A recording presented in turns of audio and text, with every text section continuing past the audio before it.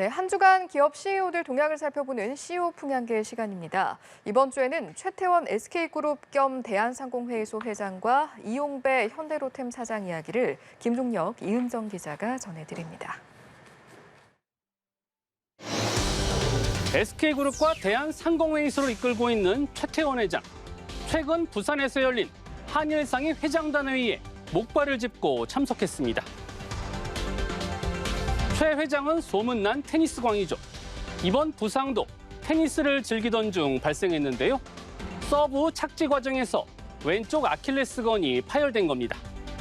응급실에 실려갈 정도의 큰 부상이었는데 최 회장은 다친 부위에 깁스를 하고 목발을 짚은 채 회의에 나타났습니다. 고바야시 켄 일본 상위 회장이 행사장 엘리베이터 앞에서 최 회장을 직접 맞았죠. 최 회장이 목발 투혼을 보인 것은 양국 상위 회장단이 6년 만에 한자리에 모였기 때문인데요. 한일 상위 회장단 회의는 2001년부터 2017년까지 매년 열렸는데 이후 양국 갈등과 코로나 여파로 중단됐다. 이번에 재개된 거죠. 최 회장의 부상 얘기를 시작으로 회의는 화기애애한 분위기 속에 진행됐는데요. 양국 회장단은 2025년 오사카 간사이 엑스포와 2030년 엑스포 부산 유치와 관련해 적극 협력하기로 했습니다. 이용배 현대로템 사장, 방산에 이어 철도 사업에서도 해외 시장 개척에 나서겠다고 밝혔습니다. 현대로템은 최근 열린 부산 국제철도 기술 전시회에서 4세대 친환경 교통수단, 수소 전기 트램을 국내 최초로 공개했습니다. 물 외에 오염물질을 배출하지 않는 무공해 열차죠. 수소 전기 트램을 직접 소개한 이 사장은 세계 모빌리티 산업은 친환경 연료 기반으로 재편되고 있다며 고속 차량과 수소 전기 트램 등 해외 철도 시장에서 경쟁 우위 확보에 주력할 것이라고 말했습니다.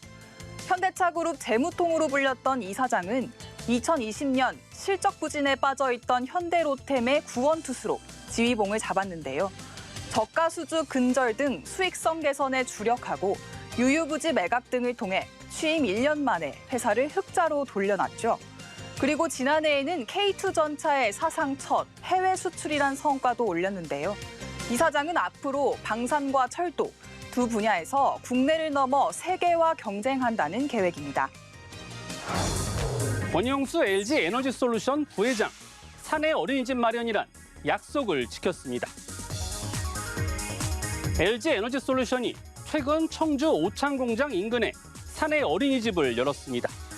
약 2,000제곱미터 면적에 친환경 자재로만 지어진 이 어린이집은 영유아 160여 명이 이용할 수 있죠. 청주 지역 민간 어린이집으로는 최대인데요. 교육의 질을 높이기 위해 원어민 교사 4명을 포함해 교직원 61명을 배치했고 인공지능 로봇과 투명 디스플레이까지 갖췄습니다.